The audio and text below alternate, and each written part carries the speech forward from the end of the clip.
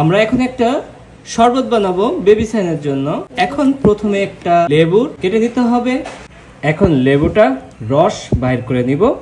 লেবুটা রস বের করার পরে এটাও আমরা শরবতে ব্যবহার হবে। আর আমরা এমন একটা গ্লাসে পুদিনা পাতাগুলো দিয়ে দিব। আর এখন অল্প একটু আদা এটার ভিতরে দিয়ে দিব,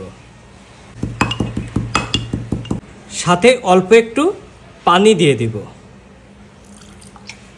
আর এরপরে লেবুর খোসাগুলো দিয়ে দিব।